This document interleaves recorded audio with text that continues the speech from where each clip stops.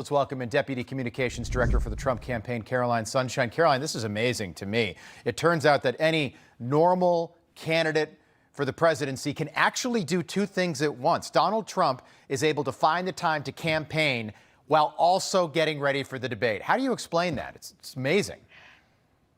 Well, Joe Biden's hand must be tired from signing all those mass amnesties these past couple weeks, so he has to retreat to Camp David. Meanwhile, President Trump is going to be in the great state of Pennsylvania, another swing state where he is continuing to beat Joe Biden in the polls. He's going to be with Great American Patriots, and he's going to be talking about what he's going to do to make this country safe, great, and affordable again. You know, for example, like on day one, President Trump is going to launch the largest criminal deportation in our country's history, right?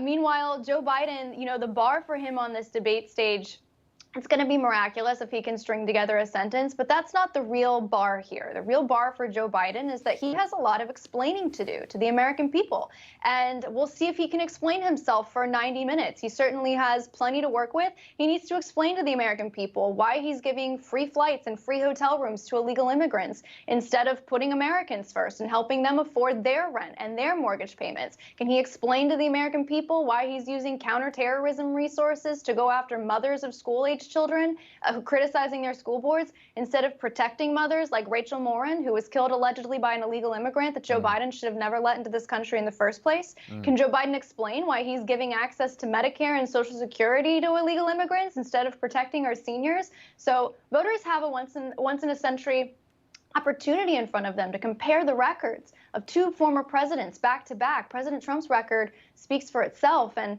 as you can see from his schedule, his prep is doing exactly what he's going to do on that debate stage, right? On the debate stage, President Trump and President Biden are going to speak to the press, and they are going to speak to the American people. Only one of those candidates is doing that this weekend. The other is retreating in Camp we've never David. seen it before like that with a sitting American president. He's literally going to Camp David so he can make sure he has the rest needed to get himself organized for 90 minutes next Thursday night. There is nothing on his schedule. That's, you know, the rest of the media won't report on it, so half the country won't realize the situation.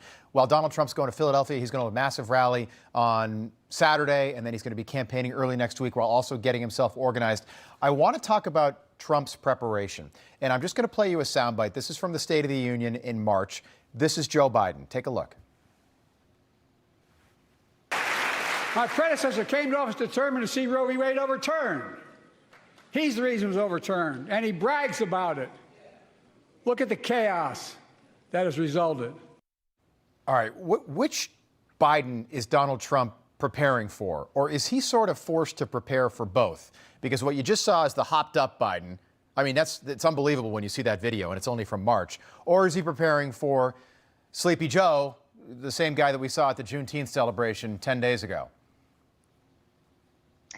Yeah, we should have a drug test before this debate. You know, it doesn't matter what version of Joe Biden shows up, though, because no matter what version of Joe Biden shows up, that same version of Joe Biden, like I said, has a lot of explaining to do to the American people. Meanwhile, President Trump is going to speak directly to the American people. Let's just compare the two records back to back, right?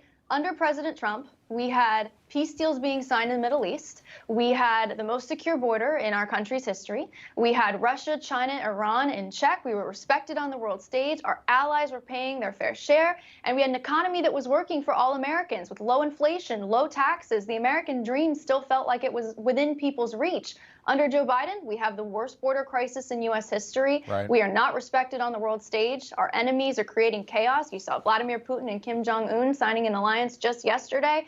And frankly, we have an economy where somehow Joe Biden has managed to make Jimmy Carter look like a lightweight.